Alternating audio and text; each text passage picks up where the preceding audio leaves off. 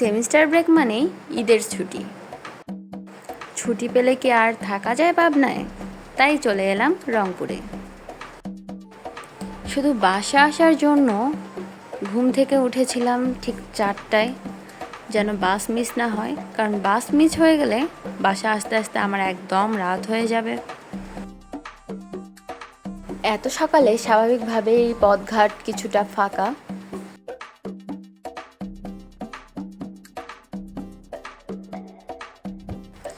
আমি সাধারণত দুপুরের বাসে রংপুর আসলেও বিশেষ কারণে আজকে আমাকে সকালবেলায় আসতে হলো। আমরা যারা পাবনায় থাকি তারা জানি এই রাস্তাটাতে কি পরিমাণ ভিড় হয়ে যায়, আর জ্যামে এক পা বাড়ানোর ক্ষমতা থাকে না।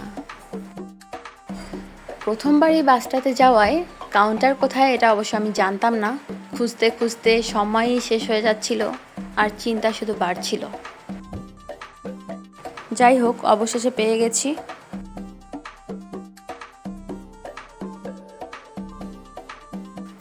এই তো বাস।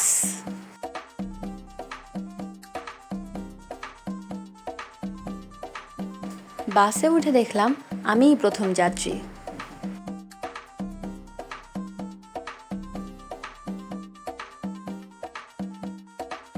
যাই হোক, অনেকদিন পর আবার বাসা যাচ্ছি এই ভেবেই অনেক আনন্দ হচ্ছিল। আর এই প্রকৃতিটা আসলেই অনেক সুন্দর। রংপুরের রাস্তা বলে কথা, সুন্দর তো হবেই। গাইবান্ধার লোকজন মনে হয় রাস্তাকে নিজের উঠোন ভেবে ফেলেছে।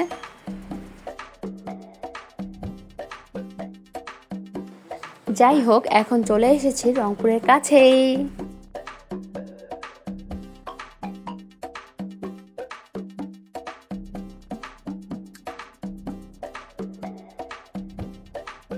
যাই হোক, ফাইনালি আমি রংপুরে চলে আসলাম।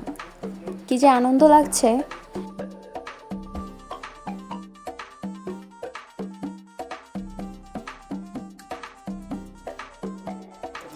যে কারণেই আমি ভার্সিটির প্রোগ্রাম ছেড়ে চলে আসলাম রংপুরে, সেই কারণটা আমি পরে বলবো। এই তো চলে এসেছি আমাদের মডার্ন মোড়।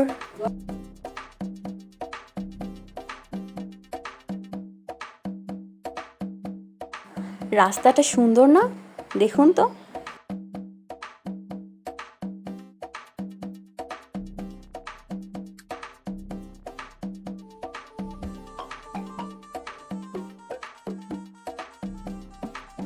আর এটা হলো তিস্তা ইউনিভার্সিটি।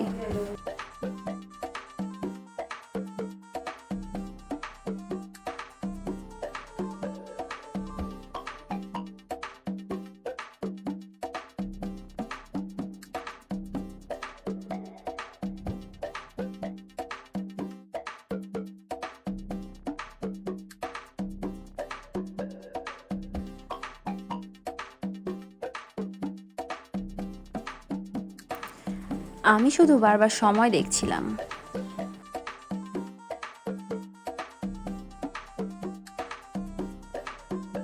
এই তো চলে এসেছি রংপুর টার্মিনালে।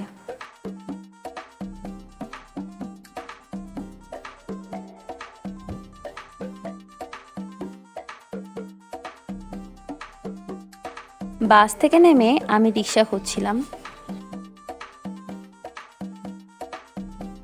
যাই হোক, বাসার কাছাকাছি চলে এসেছি। এই ওয়েট, আকাশটা দেখছেন তো?